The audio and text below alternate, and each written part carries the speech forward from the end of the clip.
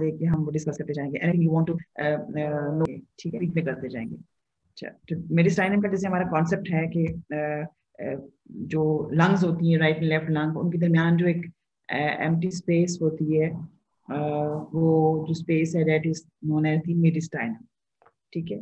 दो lungs, because हम ऐसे कहते हैं कि लंग्स की जो स्पेस है वो तो लंग अपनी कैविटी के तरह से कैविटी के अंदर है, मगर मेडिस्टाइनम इज वेरी थिक, मगर इट्स वेरी इट्स मूवेबल, और ये extend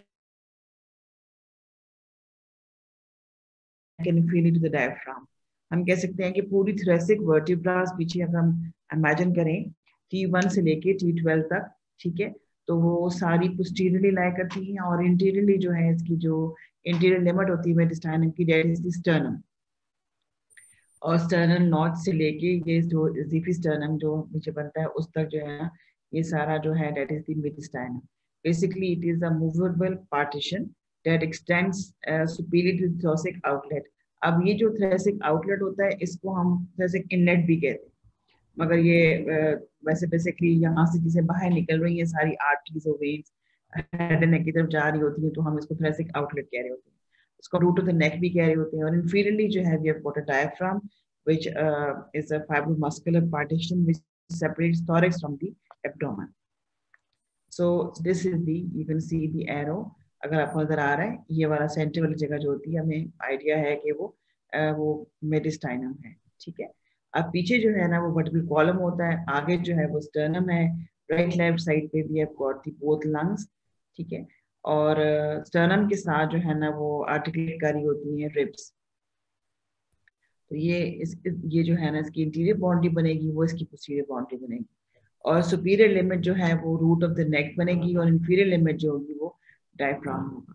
so this is the extent of the मेडिस्टाइनम।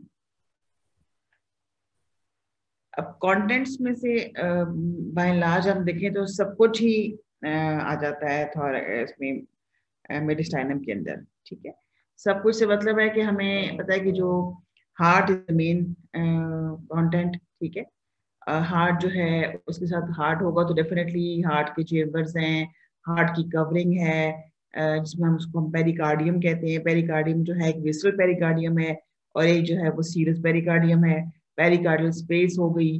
फिर अब हार्ट से जो जितनी वेसल्स निकल रही होती हैं या उसमें एंटर हो रही होती हैं, जो एंटर होती हैं हार्ट में, we know superior vena cava and the inferior vena cava, ठीक है, और पल्मोनरी वेन्स है वो हार्ट के अंदर आ रही होती है। तो superior vena cava and inferior vena केवा जो है वो राइट एट्रियम में ओपन कर रही होती है। सुपीरियर वेना केवा मोस्टली जो है ना वो upper part of the body head neck से लेके आ रही होती है, और इंफीरियर वेना केवा जो है वो लो हाफ ऑफ द बॉडी से लेके आ रही होती है। तो वो ये सारा ब्लड जो होता है, रिऑक्सीजन ब्लड जो होता है, it comes to the heart, और जब सुपीरियर वेना केवा हार्ट में ओपन करी तो उससे पहले एज़ेगस वेन उसमें ड्रेन कर जाती है। और लार्ज ब्लड वेसल्स कौन सी होती हैं बताए, कॉमन कोटेड आर्टरी है, आर्च ऑफ एओर्टा है जिससे कॉमन कोटेड आर्टरी निकलेगी, इंटरनल रोटेड, एक्सटर्नल रोटेड, ये सारी लार्ज ब्लड वेसल्स जो हैं, ब्रैकियोफेलिक वेसल्स जो हैं वो भी सारे जो है ना दे आर इन दी मेडिस्टाइनम।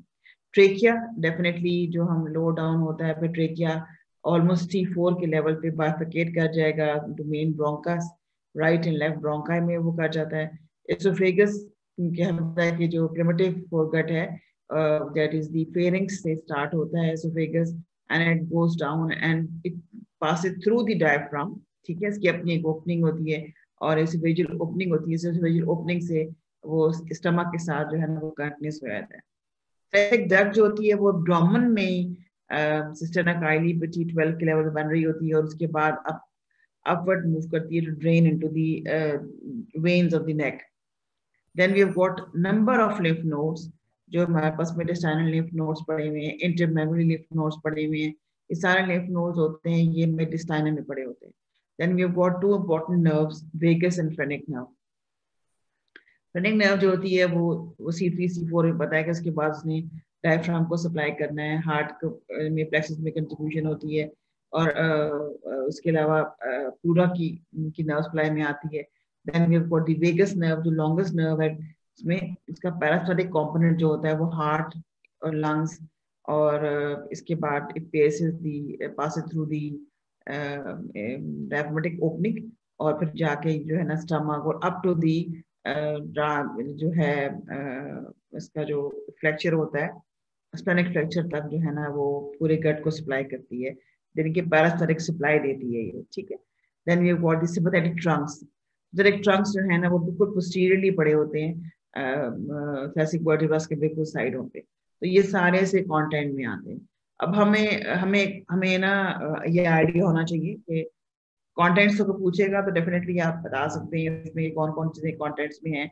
इसकी तो बहुत वो बचकाना सवाल है। डिविजन्स के बारे में वो एमसीक्यू आ सकता है कि आप डिविजन्स कैसे हम मेडिस्टाइनम में करते हैं। इमेजिनरी लाइंस हम एक इमेजिन कर लेते हैं, हम कहते हैं कि इस तरह से जो है ना वो मेडिस्टाइनम की डिवीजन होती है। तो डिवीजन कैसे होगी? अगर आप देखते हैं कि पीछे हमने कहा थैलेसिक वर्टिब्रस पड़े हैं सारे के सारे। T1 आपको नजर आ रहा है, T1 से लेके T12। आपको कर्सर नजर आ रहा है? आपको विजिबल है कर्सर? जी यस मैम। जी ठीक है, ठीक है। अब देखिए यहाँ पीछे थैलेसिक वर्टिब्रास है सारे, ये नजर आ रहे हैं आपको थैलेसिक वर्टिब्रास। ये पोस्टीरियर लिमिट था। हमने जो स्टर्नम देखे, स्टर्नम के दो पार्ट्स हैं नजर आ रहे हैं आपको, एक मेनिब्रम है, फिर बॉडी ऑफ स्टर्नम है, and this is the deep process. तो ये सारे स्टर्नम के पार्ट होते हैं। तो ये इंटीरियर मोस्ट लिमिट जो होती है वो ये इसकी मेडिस्टाइनम की स्टर्नम है। पोस्टीरियर लिमिट जो होती है वो इसकी जो है वर्टिब्रास होती है। तो इनके बीच में सारा का सारा जो है ना, ये सारा का सारा जो है ये मेडिस्टाइनम है।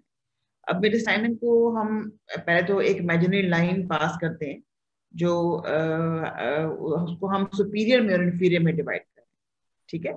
सुपीरियर और इंफीरियर में डिवाइड करें। सुपीरियर क्या होगा? T1 से लेके T4 और T5 की जंक्शन तक जो आपको लाइन नजर आ रही है, तो इसको सारे को हम सुपीरियर मेडिस्टाइनम कहेंगे, ठीक है। लिमिट्स की वही होंगी T1 से लेके T4, lower border of T4 और इंटीरियरली मैनुअल स्टर्ना है ऑफ द स्टर्नम। तो ये जितना पोर्शन यहाँ पर आएगा ये सारा हम सुपीरियर मेडिस्टाइनम कहते हैं, ठीक है। और ये जो लाइन हमने जो ड्रॉ की है, जो हम जिसमें से मेडिस्टाइनम को हम सुपीरियर मेडिस्टाइनम और इंफीरियर मेडिस्टाइनम में डिवाइड कर रहे हैं, ये लाइन जो होती है वो एक्सटर्नल एंगल से पास करती है, ठीक है, इंटीरियरली एक्सटर्नल एंगल से, and it goes backward between the T4 and T5। तो ये जो है ना इसको हम एंगल ऑफ लुई भी कहते हैं, अगर आपको याद हो। आपको आपने सुना था फर्स्ट सेकेंड में पढ़ा भी, पढ़ाते हैं हम सबको कि एंगल ऑफ लुई होता है, एक्सटर्नल एंगल भी कहते हैं। तो यहाँ पे बड़े इंपॉर्टेंट इवेंट्स टेक प्लेस हो रहे होते हैं, तो ये कई दफा एमसीक्यूज में आ जाता है कि इसमें जो है ना वो कौन कौन से इंपॉर्टेंट इवेंट्स होते हैं जो एक्सटर्नल एंगल पे लेवल पे होते हैं, ठीक है। यहाँ पे आर्च ऑफ एओर्टा होती है जो ब्रांचेस देती है, फिर यहाँ पे एज़ेगस वेन सुपीरियर वेना केवा में एंटर करती है, फिर यहाँ पे जो है ट्रेकिया बाइफरकेट करता है, फिर यहाँ पे जो थैलेसिक डक्ट है वो अपना पाथ पे जो है वो राइट से लेफ्ट पे चली जाती है। तो इस तरह की जो इंपॉर्टेंट चीजें ना वो यहाँ पे सारे इवेंट जो होते हैं उसको हम कहते हैं important events taking place at external angle. तो हमें ये थोड़ा सा आइडिया होना चाहिए कौन कौन से। फिर उसके बाद आप देखेंगे जो बाकी बच गया जो हमने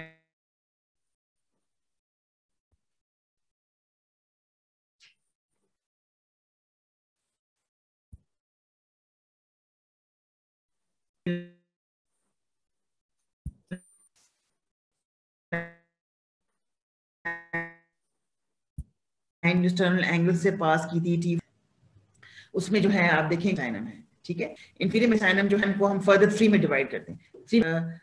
इसको हम आपको नजर आ रही है स्क्रीन?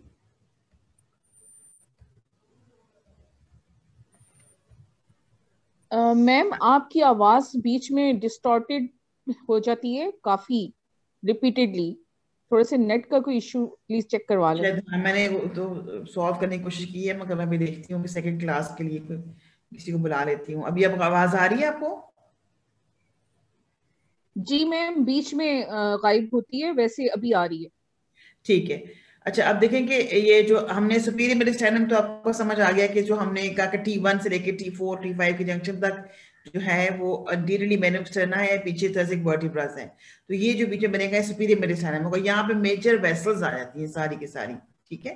वेसल्स में से ब्रैकियोकेफेलिक आ जाएगी, फिर सुपीरियर वेना केवा आ जाएगी, फिर उसमें ज़ाइगस वेन ड्रेन कर रही होगी, ट्रेकिया बाइफरकेट कर रहा होगा, और उसके अलावा थैलेसिक डक्ट होगी, एसोफेगस होगा। ये सारी चीजें जो है ना they all main vessels are present inside the superior mediastinum, ठीक है। अब जो इंफीरियर मेडिस्टाइनम है उसको हम 3 में डिवाइड करते हैं। 3 में कैसे डिवाइड होगा, एक होगा इंटीरियर, एक होगा मिडिल, एक होगा पोस्टीरियर।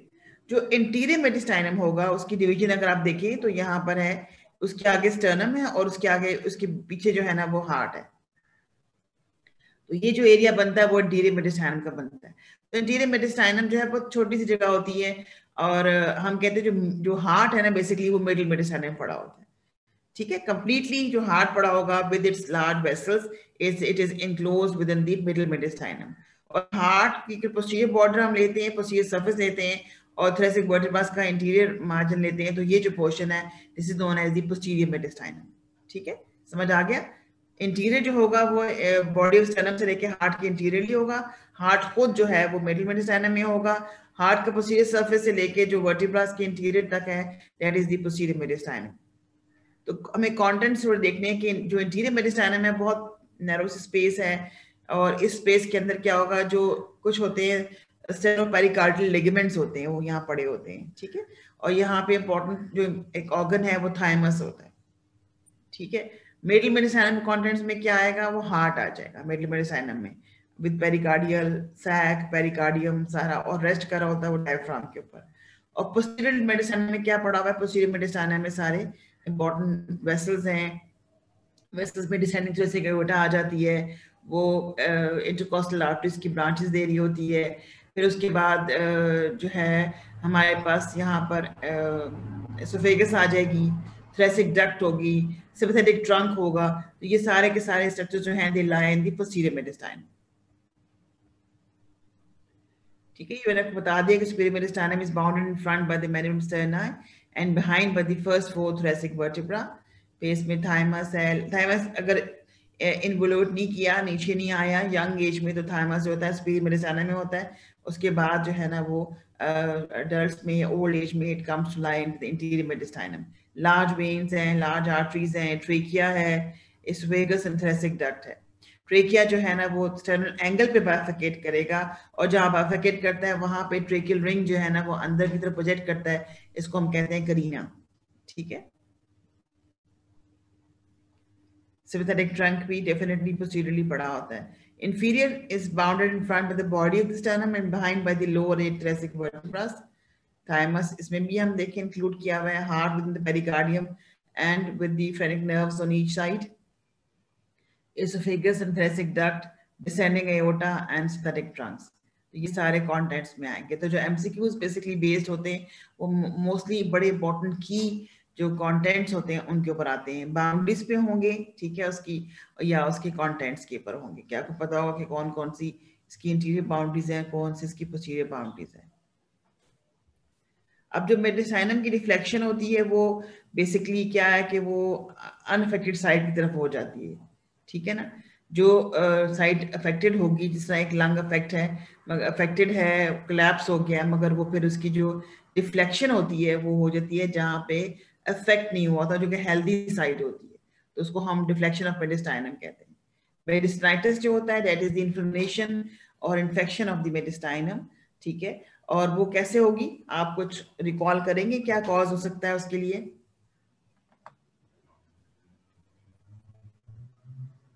एम्प्टी स्पेस है और कम्युनिकेशन उसकी होती है ना, रूट ऑफ नेक से नेक में होगी। ठीक है,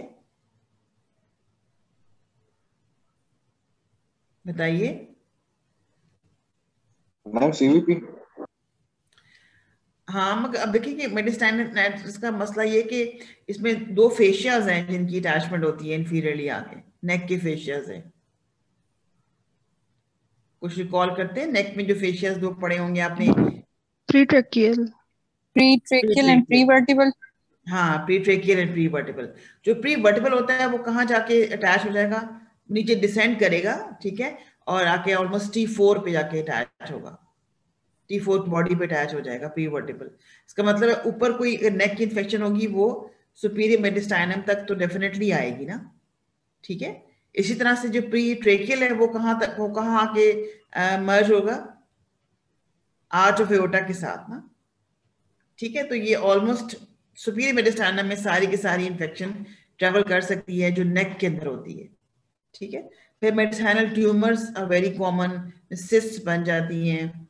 मेडिसिनोस्कोपी क्या होती है कि वो उसको विजुलाइज करने के लिए कैमरे से देखते हैं कि इसमें कोई जो जो ट्यूमर्स हैं या कोई मास है या कोई क्योरीज हैं, तो उनको उनके लिए इसको जो विजुलाइजेशन होती है इसको मेडिसिनोस्कोपी कहते हैं।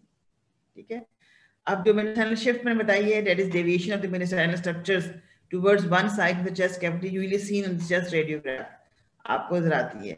ठीक है, it indicates a severe asymmetry of intrathoracic pressure.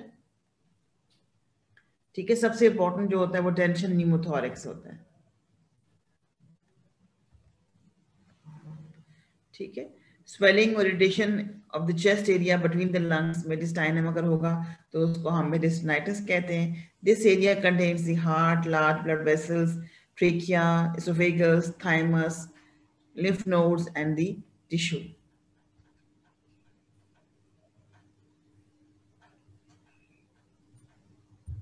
ठीक है, ये हमने पहले डिस्कस कर ली ये चीजें।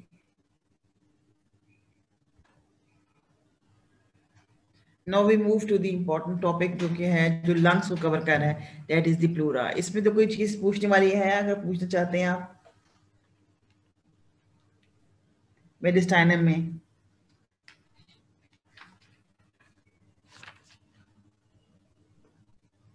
सुपीरियर मेडिस्टाइनम में एक एडिशनली हम कहते हैं कि रिकरेंट लेरेंशियल नर्व भी होती है, सिर्फ लेफ्ट वाली। ठीक है, क्योंकि वो ऊपर जाके दोबारा नीचे आती है। सुपीरियर मेडिस्टाइनम में एक इम्पॉर्टेंट चीज और है कि सारी लार्ज वेन्स जो होती हैं वो राइट साइड पे होती हैं। ठीक है ना, आर्टरीज जो होती हैं वो लेफ्ट साइड पे होती हैं। मेजर वेन्स होती हैं वो राइट साइड पर हैं और जो मेजर आर्टरीज हैं वो लेफ्ट साइड पर हैं। तो फिर राइट साइड पे ना बहुत ज्यादा डेड स्पेस भी होती है। तो मोस्ट कॉमनली जितनी भी फ्लूइड एक्यूमुलेशन होगी या मैस होगा वो राइट साइड पे शिफ्ट कर देता है, बिकॉज राइट साइड पे डेड स्पेस बहुत ज्यादा होती है फॉर द वेन्स। अल्लाह ताला ने उसमें स्पेस बनाई हुई है ताकि वेन्स जो है ना वो एक्सटेंड कर जाए। There's a much dead space on the right side, and it is into this space that tumors or fluids in the mediastinum tend to protect. ठीक है,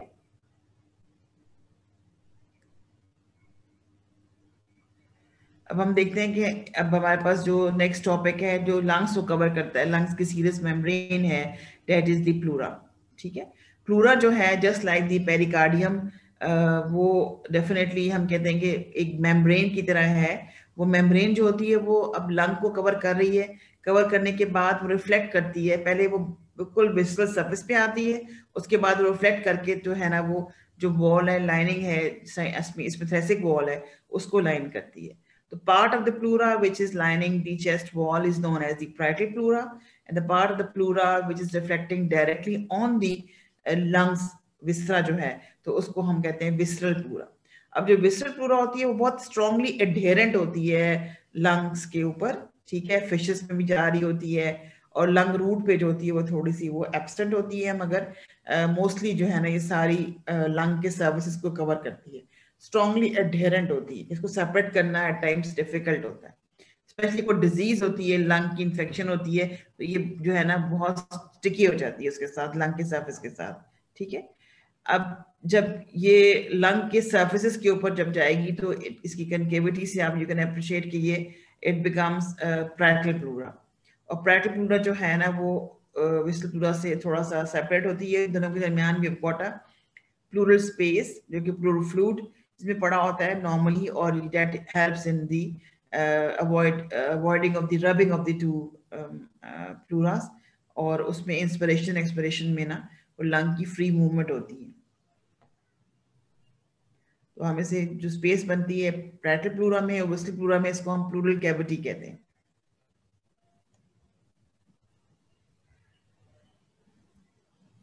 अब जो पैराइटल प्लूरा है इसको अगर आप देखें कि ये कहाँ से एक्सटेंड कर रही है, ये जो है ये मार्जिन आपको नजर आ रहा है, this is the costal margin.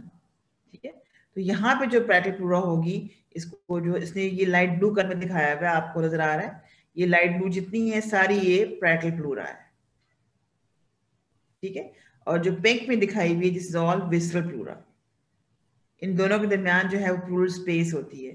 ये प्लूरल स्पेस जो होती है ना वो इसमें प्लूरल फ्लूइड पड़ा होता है, और जब फ्लूइड ज्यादा भी हो जाएगा तो यहीं पे जो इसकी रिसेसेस बनती हैं, उन रिसेसेस में वो जो है ना एक्यूमुलेट हो जाता है।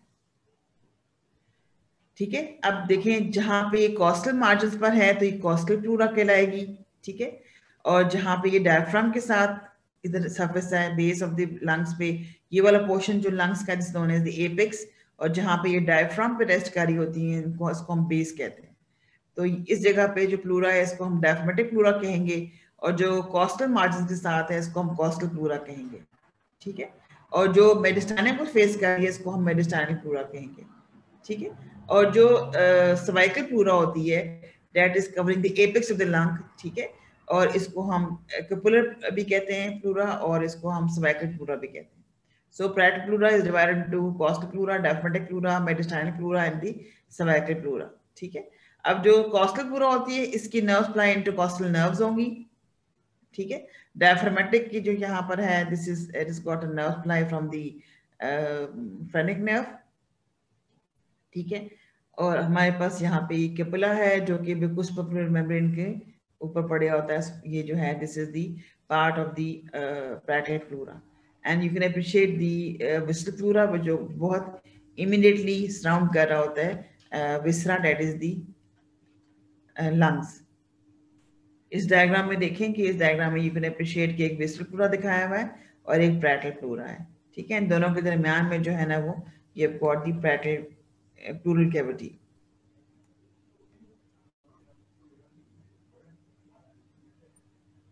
Diaphragmatic hernia क्या होता है? Congenitally there is a defect left in the diaphragm and which basically becomes the cause of the uh, extension of the abdominal viscera into the thoracic cavity.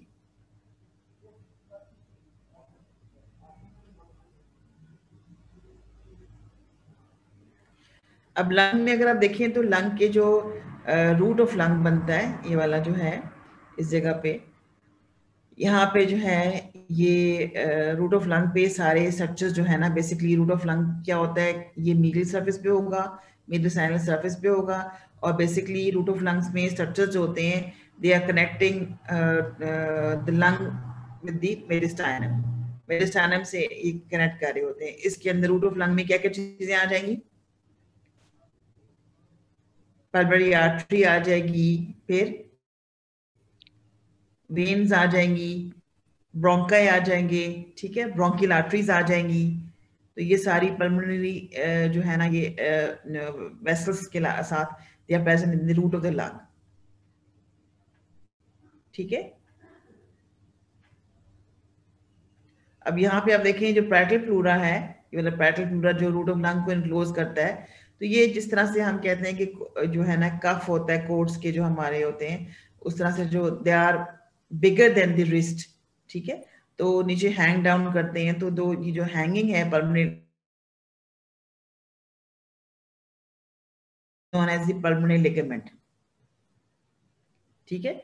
इसको हम कहते हैं पल्मोनरी लिगामेंट। ये basically dead space provide करता है इसके यहाँ से जो पल्मोनरी वेन्स है ना उनको एक्सटेंड होने के लिए दे नीड अ स्पेस। तो ये पल्मोनरी लिगामेंट जो है यहाँ पे लूज एक स्पेस होगी जो कि बेसिकली फिल्ड नहीं होती, यहाँ कोई चीज एंटर या लीव नहीं करी होती, तो that is known as the pulmonary ligament. This one is the pulmonary ligament, ये वाला जो है पल्मोनरी लिगामेंट है, और this is the root of the lung.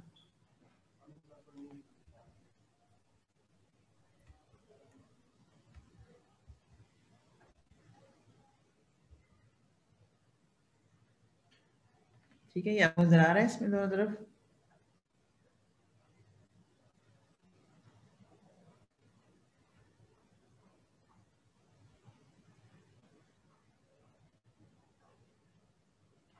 pulmonary arteries हैं, this is the basically pleural sleeve which becomes pulmonary ligament, ठीक है। दोनों साइडों पे राइट और लेफ्ट लंग का डिफरेंस दिखाया हुआ है। you can appreciate the pulmonary artery, the bronchial vessels, ठीक है, and also the lymph nodes, यहाँ पे भी हैं, यहाँ पे भी हैं bronchopulmonary lymph nodes, then the bronchi, ठीक है, and we have got the pulmonary veins। Pulmonary veins आप देखिए नीचे हैं दोनों साइडों पे, ठीक है। मोस्टली जो है ना हम ये कहते हैं कि ये जो है ऊपर पल्मोनरी आर्टरी है, ठीक है, फिर ब्रोंकस है और फिर पल्मोनरी वेन्स है। और ये जो पल्मोनरी लिगामेंट है, ये देखिए, ये जो है, ये just sleeve of the pleura है। Any query?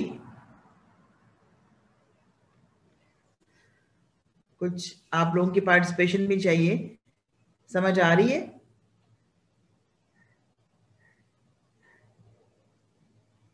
मैम ये क्वेश्चंस आते हैं इसमें रूट ऑफ द लंग के बारे में कि the structures passing interior and posterior to the root of the lung. जी, काइंडली इसको कुछ बताओ दें। आप बताएं ना, आप लोग खुद बताएं।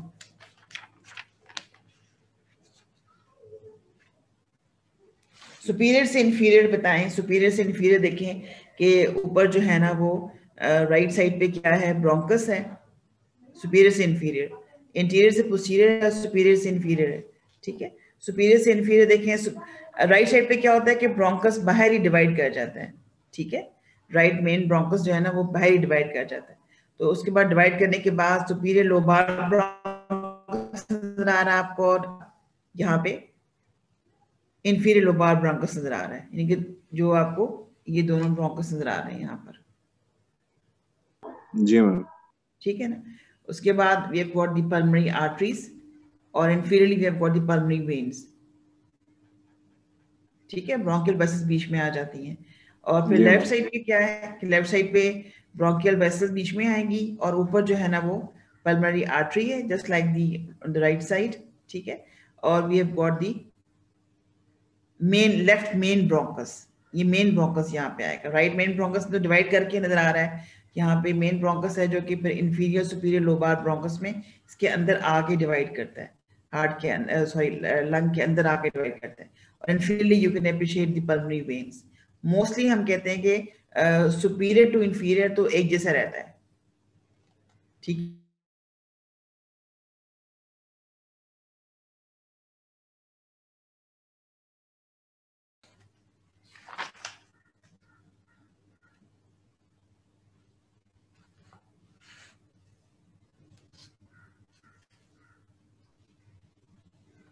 ठीक है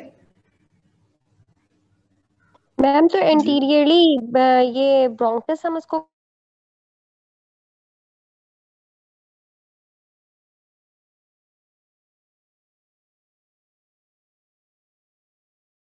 राइट मेन ब्रोंकस होगा इंटीरियरली, या पल्मोनरी वेसल्स इंटीरियरली है?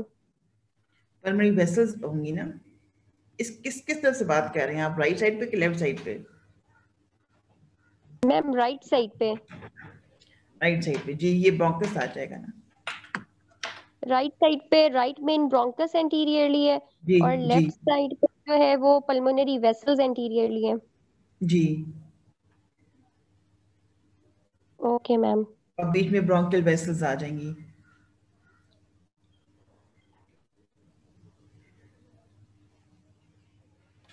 ठीक है, मैं आपको स्पेसिफिकली बता भी देती हूँ।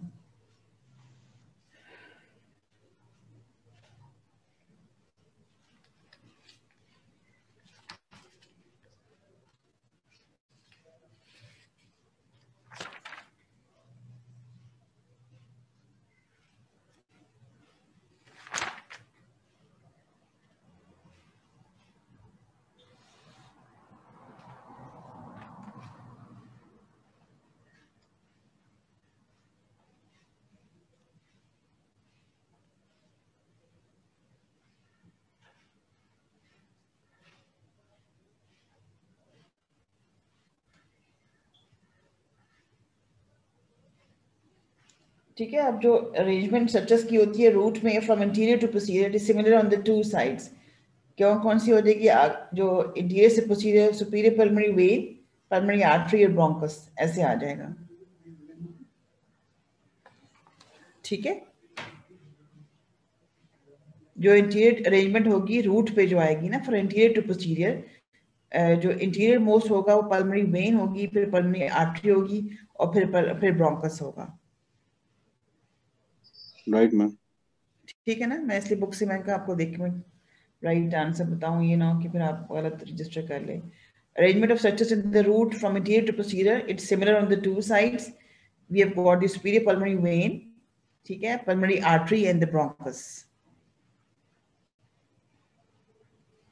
Okay ma'am. ठीक है। और from above downward is different on the two sides. इसमें से राइट साइड पे देखेंगे एपार्ट्रियल आ जाएगा ब्रोंकस पल्मोनरी आर्टरी, ठीक है, ये, और हेपार्ट्रियल ब्रोंकस, और फिर नीचे इंफीरियर पल्मोनरी वेन। अगर आप एमसीक्यूज के पॉइंट ऑफ से बताना चाहते हैं तो बिल्कुल स्पेसिफिकली हमें याद होना चाहिए कि इसमें से जो है ना फ्रॉम अबव डाउनवर्ड कैसे होगा। राइट साइड पे ऊपर एपार्ट्रियल ब्रोंकस होगा, पल्मोनरी आर्टरी, हेपार्ट्रियल ब्रोंकस और इंफीरियर पल्मोनरी वेन होगी, इंटीरियर से सुपीरियर से इंफीरियर। और लेफ्ट साइड पे भी got the pulmonary artery, as we can see over here, pulmonary artery है, और फिर हमारे पास जो है ना यहाँ पे ब्रोंकस और फिर इंफीरियर पल्मोनरी वेन है, ये इस तरह से है। ठीक है, यहाँ पे थैंक यू मैम। ब्रोंकस आ गया, फिर हमारे पास पल्मोनरी आर्टरी आ गई, और उसके बाद जो है ना वो पल्मोनरी वेन आ गई। दोनों, पहले एक ब्रोंकस था, फिर आर्टरी हुई, फिर एक ब्रोंकस आया, और फिर एक pulmonary when I right side पे। तो ये मेन डिफरेंस है, इसलिए मैंने आपको बुक से देख के बताया कि मैं आपकी चीज मिस कर दूं, फिर आपको बहुत चीज मेमोराइज कर ले रॉन्ग तरीके से। अब जो प्लूरल रिसेसेस होती हैं, आपको पता है कि जो बनती है मेनली वो एक मेडिस्टाइनल बनती है और एक कॉस्टोडायफ्रामेटिक बनती है। तो हमें जो इम्पोर्टेंट होती है दैट इज दी कॉस्टोडायफ्रामेटिक रिसेस जो होती है। ठीक है, कॉस्टोडायफ्रामेटिक रिसेस जो है वो मिड एक्सिलरी लाइन में होगी, ठीक है, और यहाँ से हम एक्सेला की जो मिड एक्सिलरी लाइन लेते हैं, इसमें ऑलमोस्ट 5 to 7 जो रिब्स हैं उनके साइड पे, यहाँ से फिर ये होता है कि फ्लूइड एक्यूमुलेशन होती है, इट्स अ डेड स्पेस, जिसको हम कॉस्टोडायफ्रामेटिक रिसेस कहते हैं। ये पैराइटल प्लूरा में और बिस्टल प्लूरा के दरमियान होती है, और यहाँ से जो फ्लूइड एक्यूमुलेशन होती है फॉर एनी डायग्नोसिस या ट्रीटमेंट, यहाँ से जो ड्रेन की जाती है अल्ट्रासोनिकली हेल्प लेके, तो फिर नीडल डाल के, तो उसको हम प्लूरल एस्पिरेशन कहते हैं। कॉस्टोडायफ्रामेटिक जो है वो इंटीरियरली होगी थोड़ी सी, और यहाँ पे सिर्फ लंग की एक्सपेंशन का जो है ना वो के लिए हेल्पफुल होगी। Then we have got the pulmonary collapse. कभी कभी क्वेश्चंस आते हैं कि पल्मोनरी कोलैप्स क्या है, हाइड्रोथोरेक्स, नीमोथोरेक्स, ठीक है, और हीमोथोरेक्स। ठीक है, हाइड्रोथोरेक्स जो है वो बेसिकली क्या है, is a non inflammatory collection of serous fluid within the pleural cavity. ये फ्यूजन जो होती है बहुत क्लियर होती है, जस्ट स्ट्रॉ कलर्ड होती है, और इट कैन बी यूनिलैटरल और इट कैन बी बायलैटरल। और मोस्ट कॉमन कॉज क्या होता है हाइड्रोथोरेक्स का, कार्डिक फेलियर्स। ठीक है, रीनल फेलियर में भी हो सकता है, सिरोसिस ऑफ द लिवर में भी हो सकता है, मगर सबसे इंपॉर्टेंट जो प्रायोरिटी में आता है that is the cardiac failure. Second is renal failure because fluid accumulation हो जाती है हर जगह बॉडी में, और फिर सिरोसिस ऑफ द लिवर में भी आपको पता है कि साइटीज हैं, और फिर इसी तरह से लंग क्या जो है ना, और जब भी ज़रा डेफिनेटली एक बहुत क्लोज कैविटी थी उसको हम प्लूरल कैविटी कह रहे होते हैं। प्लूरल कैविटी के में थोड़ा सा एक्सेस फ्लूइड हो जाएगा तो एक्सेस फ्लूइड से क्या होता है कि वो कंप्रेस कर देता है, तो फिर ब्रीदिंग प्रॉब्लम होती है, डिस्निया पेशेंट को होता है डेफिनेटली, और फिर खास तौर पे जब लेटा होता है तो सांस लेने में बहुत मसला होता है। ठीक है, कोलैप्स कैसे होगी lung, when it air gets inside the chest cavity, ठीक है ना, and creates pressure against the lung. Lung के अंदर नहीं गई है, मगर लंग के जो सराउंडिंग्स जगह थी ना उस जगह पे वो कोई पेनिट्रेटिंग वुंड है, ठीक है, या फिर वो उसकी वजह से जो है ना डेफिनेटली एयर अंदर गई, और एयर अंदर जाने से क्या होता है कि वो जो लंग के ऊपर एक सॉर्ट ऑफ प्रेशर आ जाता है। ठीक है, तो पेशेंट जो कंप्लेन करता है कि वो ब्रीदिंग प्रॉब्लम्स होती हैं और लंग कोलैप्स हो जाती है, and it's a condition which requires immediate medical care. Haemothorax में क्या होता है, presence of blood in the pleural space, और इसमें भी ट्रॉमा है, कोई भी ट्रॉमा जो चेस्ट वॉल को इन्वॉल्व कर रहा है, या लंग पैरेन्काइमा को इन्वॉल्व करता है, या हार्ट को, या ग्रेट वेसल्स को, दैट लीड्स टू हीमोथोरेक्स।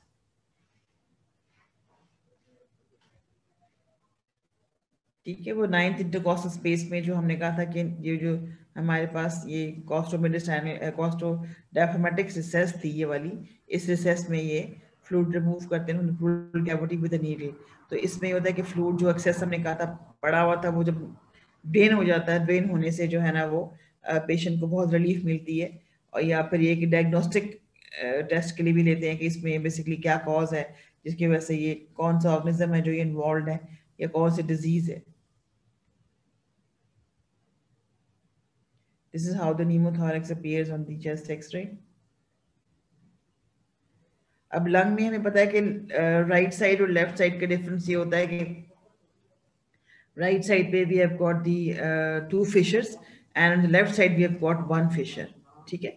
तो जब राइट साइड पे 2 फिशर्स हैं तो फिर बस 3 लोब्स हो जाते हैं, superior lobe, middle lobe and the inferior lobe, and there's an apex pointing upward, ठीक है, ये पॉइंट करती है behind the first rib, and the base is resting over the diaphragm, ठीक है। Then there's an anterior border towards the mediastinum and posterior border is rounded, ठीक है। There are 2 fissures, there's an oblique fissure and there is an horizontal fissure. तो ये 2 fissures जो होती हैं ये राइट लंग को डिवाइड करते हैं। राइट लंग थोड़ी सी ब्रॉडर होती है, हैवियर होती है as compare to the left lung.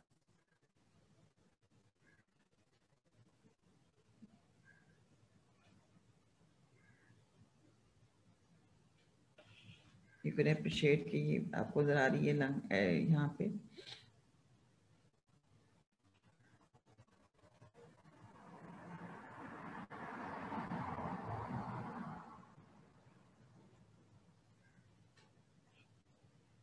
ये सर्फेसिस में देखें कि सर्फेसिस में ये सर्फेस जो लंग का फेस करता है towards the interior chest wall, इसको हम स्टेनोकोस्टल सर्फेस कहेंगे। जो मेडिस्टैनम को फेस करता है इसको मेडिस्टैनल सर्फेस कहेंगे। जो बेस होता है it's resting over the diaphragm and apex is basically towards the root of the neck, ठीक है। And you can also appreciate these fissures, जिसमें से एक हॉरिजॉन्टल फिशर है और एक ओब्लिक फिशर है, ठीक है।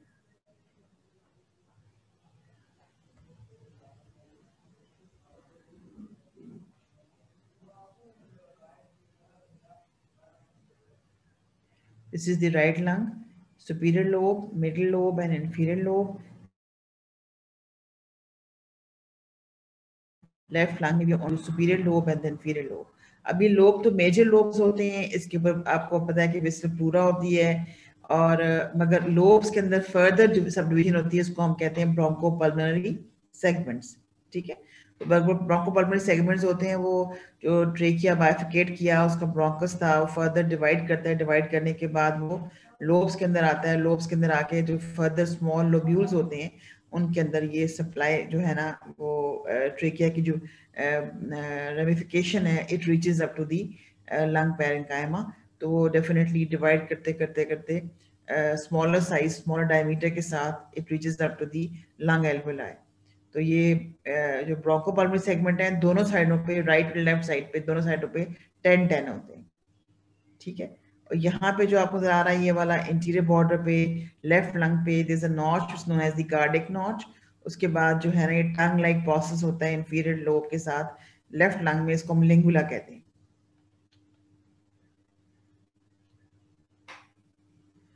ये दोनों का डिफरेंस देखें, अपर लोब राइट पे, मिडिल है, लो लोब है, और लेफ्ट साइड पे we got the upper lobe and the low lobe. इसका इंटीरियर पोस्टीरियर एस्पेक्ट दिखाया हुआ है।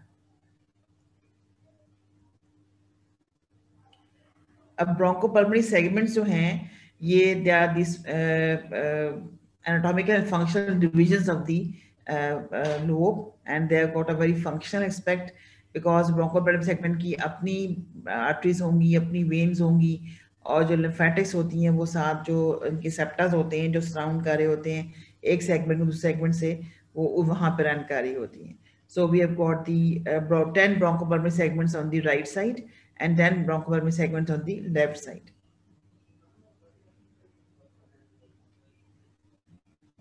ठीक है, यहाँ पे देखेंगे ये apical, posterior, anterior, then lateral medial, and then inferiorly we have got the basal, interior basal, posterior basal, lateral and medial basal, and on the left side we have got the apical, posterior, anterior, superior, inferior, then all the 3-4 basals less like the right one.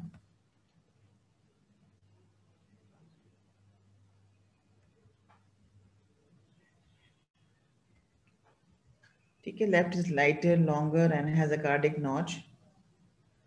ये bronchopulmonary segments के अंदर जो bronchial tree की division आपको नजर आ रही है ये सारी, ठीक है, लेफ्ट साइड पे और राइट साइड पे। अब विसरल इंप्रेशंस कौन कौन से होते हैं? राइट साइड पे कौन सा विसरल इंप्रेशन होगा?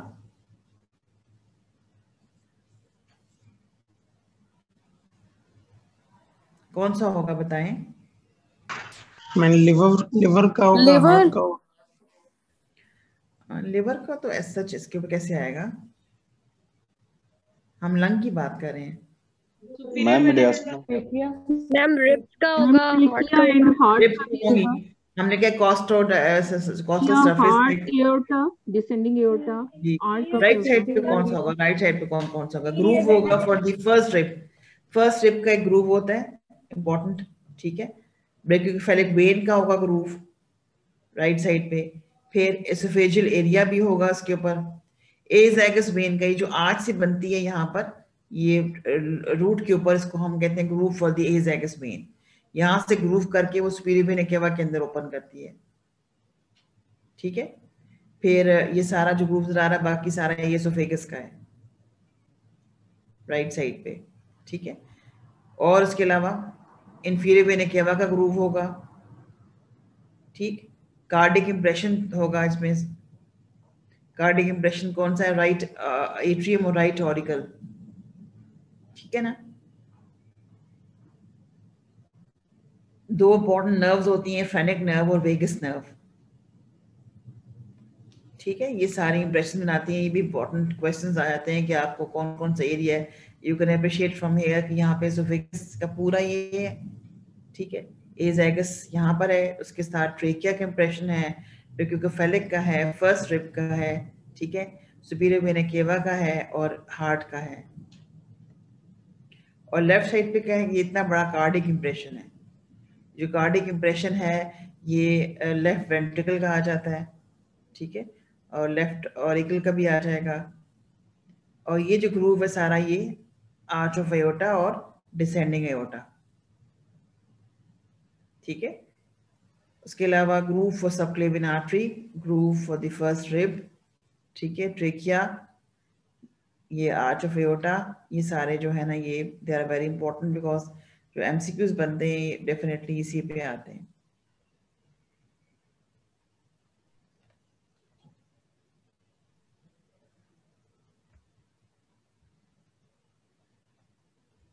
अब ट्रेकियोब्रोंकियल ट्री जो है ना दैट इज वेरी इंपॉर्टेंट। आप देखेंगे इसकी डिवीजन जो है वो जब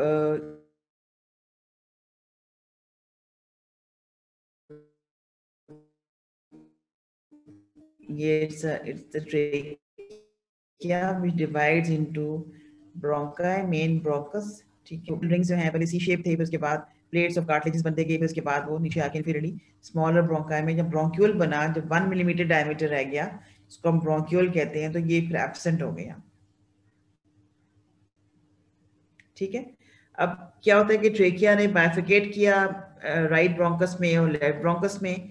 अब ये जो ब्रोंकस हैं राइट साइड पे हमने कहा 3 लोब्स हैं, ठीक है, लेफ्ट पे हमने कहा कि 2 लोब्स हैं। तो ये जो ट्रेकिया की डिवीजन है, जो मेन ब्रोंकस है, ये राइट साइड पे 3 में डिवाइड कर जाएगा तीनों लोब्स के लिए, और जो लेफ्ट साइड पे हम 2 में डिवाइड करेगा फॉर 2 लोब्स, ठीक है। अब लोब्स के अंदर जाके ब्रोंकोपल्मोनरी सेगमेंट जो होते हैं डेफिनेटली वो बेसिकली वो वहां जाके जब फर्दर की डिवीजन होती है, मेन जो लोबार ब्रोंकस है, ठीक है।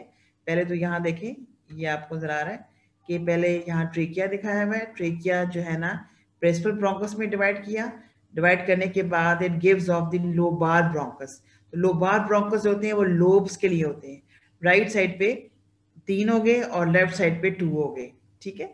अब लोबार ब्रोंकस जो है, अब फर्दर हर लोब के अंदर बहुत सारे ब्रोंकोपल्मोनरी सेगमेंट्स होते हैं, ठीक है। तो ब्रोंकोपल्मोनरी सेगमेंट्स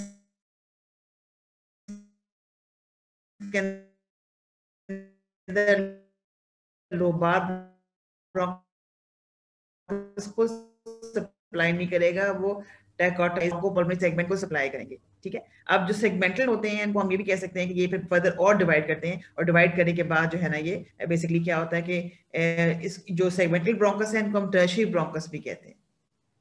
प्राइमरी तो वो वाले हो गए जो कि ट्रेकिया को डिवाइड करके बने थे, फिर जो लोब्स में गए वो सेकेंडरी ब्रोंकस थे, सेकेंडरी ब्रोंकस ने जो आगे से दिए जिनको हम सेगमेंटल ब्रोंकस कहते हैं, ये टर्शियरी ब्रोंकस भी होते हैं। अब टर्शियरी ब्रोंकस पे डिवाइड करते जाते हैं एंड स्मॉलर साइज के होते जाएंगे and they convert into the bronchi, ठीक है। Now we call them as terminal bronchioles, ठीक है। अब इनके वॉल में ना कार्टिलेज है, ठीक है, ना ग्लैंड्स है, और एपिथेलियम भी बहुत सिंपल कोबाइटल हो गया, तो अब इसको हम टर्मिनल ब्रोंक्यूल कहते हैं। Terminal bronchiole further narrow down to form the respiratory bronchiole, which is lined by the lower epithelium and no glands, but we do have the smooth muscles and the elastic fibers, and they end up in the respiratory bronchioles। अगर आप इस figure में देखेंगे तो ये alveolar ducts में जाते हैं, एंड alveolar ducts के बिल्कुल साइडों पे जैसे अंगूर के हम कहते हैं ग्रेप्स होते हैं अपनी स्टेम्स पे लगे हुए, इसी तरह जो अंगूर है बेसिकली वो alveolar sacs है,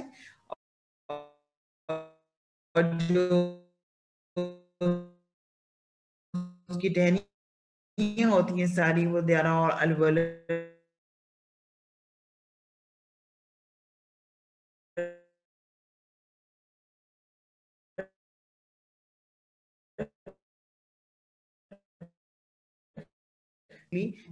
किया था। प्राइमरी ब्रोंकियोल जो है वो उसने टर्मिनल ब्रोंक्यूल्स में कन्वर्ट हुआ, और टर्मिनल ब्रोंक्यूल से respiratory bronchiole and up into the alveolar ducts and alveolar सैक्स।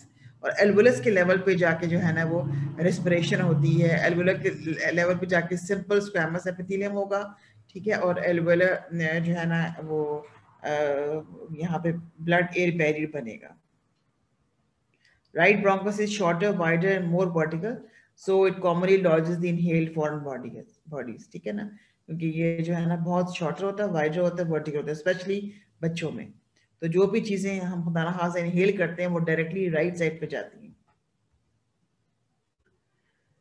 Pulmonary arteries and veins are present within the pulmonary root, ठीक है, we've got the bronchial arteries and veins, ठीक है, जो कि बेसिकली राइट और left side पे bronchial arteries जो है ना वो आर्च ऑफ एओर्टा से आ रही होती हैं, सॉरी जो डिसेंडिंग एओर्टा से आ रही होती हैं, या इंटरकॉस्टल आर्टरी से आ रही होती हैं।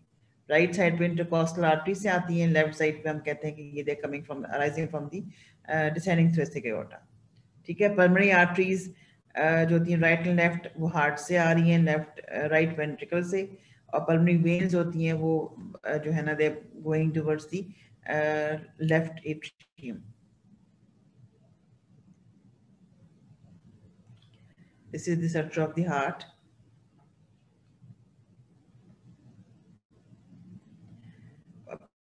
Pulmonary embolism हमें पता है कि जो है ना it's a blood clot which travels from legs to lung, कहीं और से भी ट्रेवल कर सकता है। मोस्ट कॉमन जो होता है वो स्टैग्नेटेड ब्लड की वजह से it moves, जब इमोबिलिटी होती है पेशेंट्स जो है ना उनमें, तो वो इमोबाइल होने की वजह से जो है ना it moves from the these leg veins towards the heart or the lung.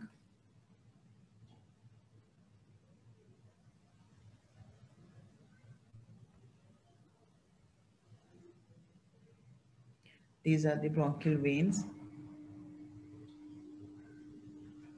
Bronchial veins जो है ना वो ड्रेन होती है मोस्टली एज़ैगस में राइट साइड पे, और लेफ्ट साइड पे जो है ना वो भी एज़ैगस सिस्टम जो बनता है उधर जाती हैं।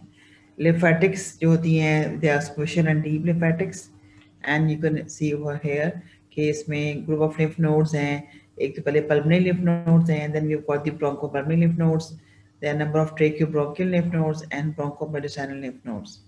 ये सारे लिम्फ नोड्स होते हैं, ये मेडिस्टाइनम में प्रेजेंट होते हैं।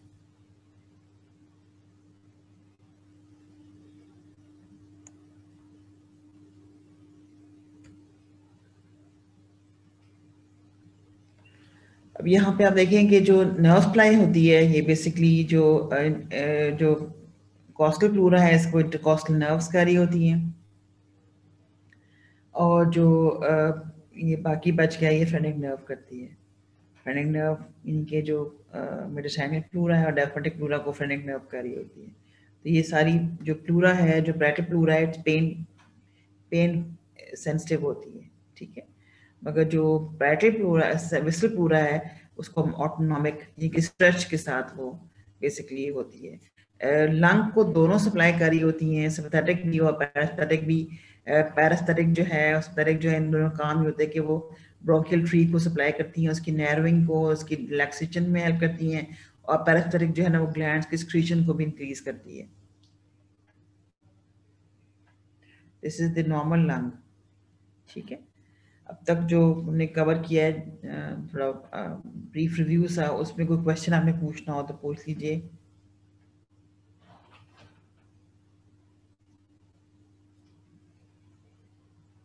मैम चेस्ट ट्यूब इंसर्शन का बता दें।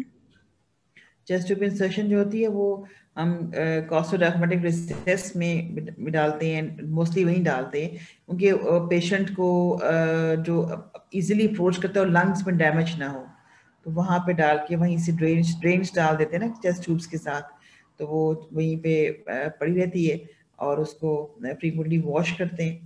और जब भी इसको इंसर्ट करते हैं, इंसर्ट करते हुए जो है ना वो बेसिकली ये ध्यान रखा जाता है कि वो जो है वो लंग्स को डैमेज ना हो।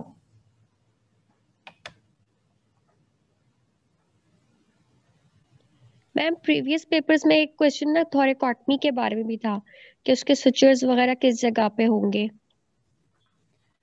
थोरेकॉटमी जो है उसको सूचस का मुझे इतना आइडिया नहीं है क्योंकि एनाटॉमी में तो हम इतना इसको डिस्कस नहीं करते। मैं आपको चेक करके बता दूंगी। सूचस आप किस लिए पूछ रही हैं? वैसे तो तब ब्रोंकोपल्मोनरी सेगमेंट्स होते हैं ना, ब्रोंकोपल्मोनरी सेगमेंट्स वो कर रहे होते हैं उसको जो फंक्शनल यूनिट होता है वो सर्जन्स को हेल्प आउट करते हैं कि जी एक सेगमेंट आप यहाँ से रिमूव कर सकते हैं, वो उसकी जो लाइनिंग नो होती मैम है। उसमें ये था क्वेश्चन के ना वो मतलब किस स्टर्नम की राइट साइड पे होंगे या लेफ्ट साइड पे होंगे, किस लेवल पे होंगे, कौन से रिब्स की लेवल पे होंगे, और मतलब कौन सा हार्ट के किस पल्मोनरी वाल्व के नजदीक होंगे, ट्राइकस्पिड वाल्व या इस तरह ना। तो ठीक है, मैम मैं इस चेक तरह के करके आपको क्वेश्चन बता थे। दूंगी। हम एनाटॉमी में तो स्टूडेंट्स को नहीं पढ़ाते डेफिनेटली, क्योंकि ये सर्जन सर्जरी में कर रहे होते हैं। बाकी ये कि हमें जो आपको देखना है कि जो ट्रेकियोब्रोंकियल ट्री है उसको थोड़ा सा आपने डिटेल में देखना है कि इसमें कनेक्टिंग पोर्शन कौन सा और रेस्पिरेटरी कौन सा है, ठीक है ना। जहां तक तो हमें ब्रोंकोपल्मोनरी सेगमेंट तक हम हैं तो वो नटिंग पोर्शन हो जाएगा, टर्मिनल ब्रोंक्यूल से नीचे जो है ना वो रेस्पिरेटरी आ जाएगा, सारा रेस्पिरेटरी सिस्टम में आ जाएगा, रेस्पिरेशन में हेल्प कर रहा होगा। और कहाँ कहाँ पे जो है वो कार्टिलेज एक्सटेंड करेगी और कहाँ पे कार्टिलेज प्लेट्स में आ जाएगी, और उसके बाद कहाँ पे जो है ना वो टर्मिनल ब्रोंक्यूल के बाद कोई स्मूथ मसल और ग्लैंड नहीं होगा, ठीक है ना। उसमें फिर इलास्टिक फाइबर्स होंगे मगर वो ग्लैंड्स खत्म हो जाएंगे, एपिथेलियम भी स्मॉलर साइज हो जाएगा। Yes ma'am. ठीक है, पल्मोनरी यूनिट पता होना चाहिए कि वो क्या है। वो इसमें एल्वेलर डक्ट्स आती हैं, एट्रिया है या एयर सेक्यूल्स आती हैं, पल्मोनरी एल्वेलाई आते हैं, सबको हम पल्मोनरी यूनिट कहते हैं। ठीक है, ब्रोंकोपल्मोनरी सेगमेंट जो होते हैं वो पिरामिडल शेप के होंगे। ये बस थोड़ा सा देखें कि उनकी जो एपेक्स होती है directed towards the root of the lung होती है।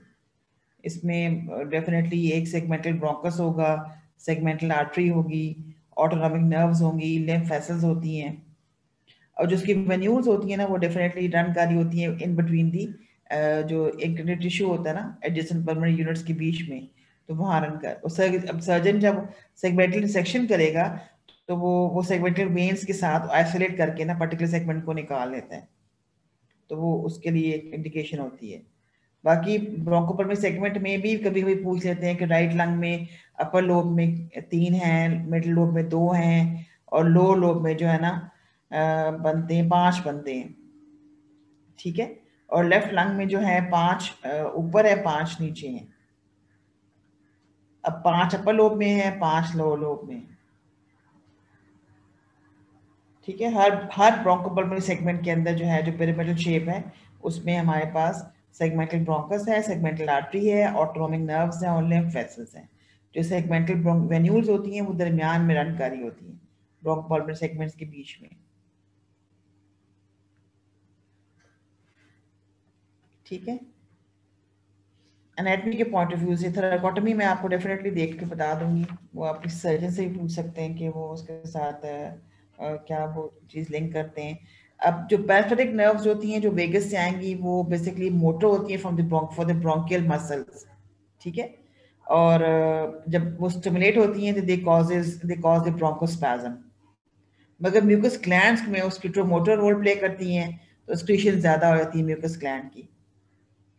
जो सेंसरी फाइबर्स होते हैं तो वो basically they are for the stretch reflex of the lung और कफ रिफ्लेक्स के लिए। अब सिंथेटिक नर्व्स, हाँ ये भी आपने याद रखना, सिंथेटिक नर्व जो सप्लाई करती हैं लंग को, they are drive from the second to fifth synthetic ganglia, ठीक है, second to fifth synthetic ganglia, बिल्कुल पोस्टीरियर मेडिस्टाइनम में सिंथेटिक गैंग्लिया और सिंथेटिक ट्रंक पड़ा होता है, तो वहां से second to fifth synthetic ganglia की जो से जो आती हैं synthetic nerves, basically they are supplying the bronchial tree, और ये बेसिकली बनाती हैं एंटीरियर पोस्टीरियर पल्मोनरी प्लेक्सिस, और लंग रूट के आगे एक होता है एंटीरियर प्लेक्सिस, पीछे होता है रूट प्लेक्सिस जो होता है पल्मोनरी रूट प्लेक्सिस, और रूट प्लेक्सिस अंदर कैसे जाएगा, थ्रू ब्लड वेसल्स और ब्रोंकाई, ठीक है। Right bronchus जो है, it makes an angle of 25 degrees with the tracheal bifurcation, while the left bronchus makes an angle of 45 with the trachea, ठीक है। ये जो right bronchus होता है वो 25 का बनाता है एंगल tracheal bifurcation के साथ, और जो लेफ्ट वाला होता है वो 45 डिग्रीज का बनाता है with the trachea, tracheal bifurcation। Ma'am thoracocentesis की एक्यूरेट पोजीशन बता दे कि कहाँ से लेते हैं, मिड एक्सिलरी या mid clavicular line? Mid axillary, mid axillary लेते हैं क्योंकि वो सबसे सेफेस्ट जगह होती है ना।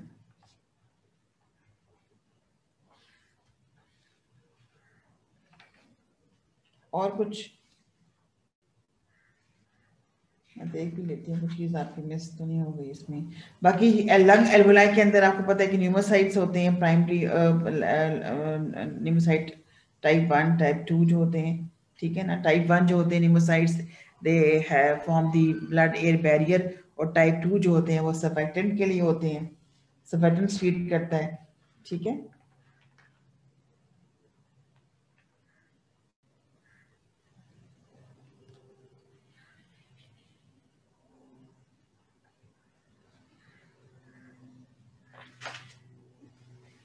और कुछ चीज आपने पूछनी हो मैं भी देख लेती हूँ, कुछ चीज आपके रह ना गई हो इसमें।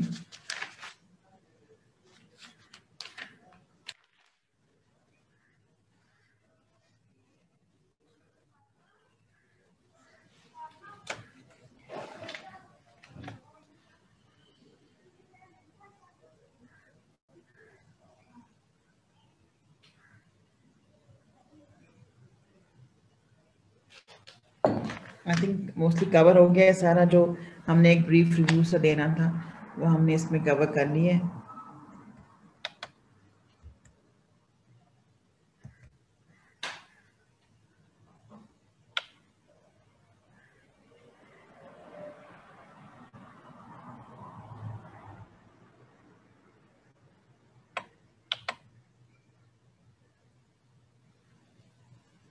देखिए यहाँ पे आपको ये मैंने जो स्क्रीन शीट शेयर की थी, ये मिड एक्सिलरी लाइन मैंने बताई थी 9th इंटरकॉस्टल स्पेस में, ठीक है। तो यहाँ पे जो है ना वो थोड़ा सा यहाँ नेट का इशू है तो इसलिए ये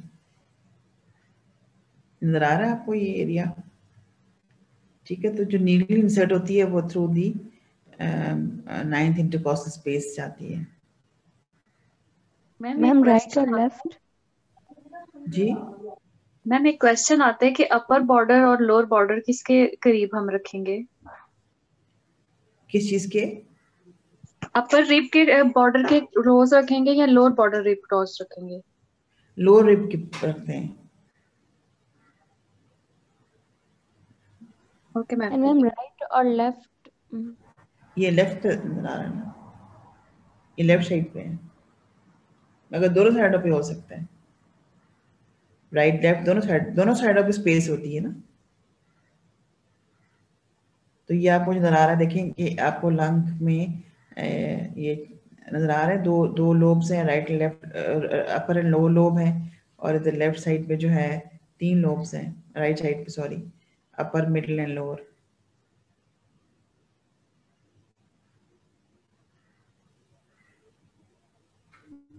ठीक।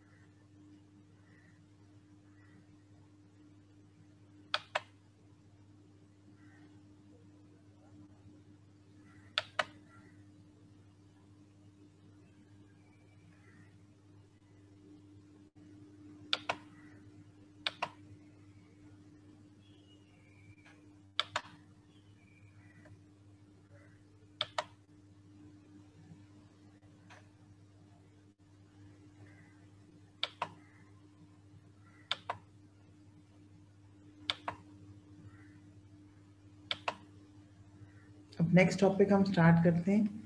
तो नेक्स्ट टॉपिक में हमने कवर करना है लिवर और किडनी को।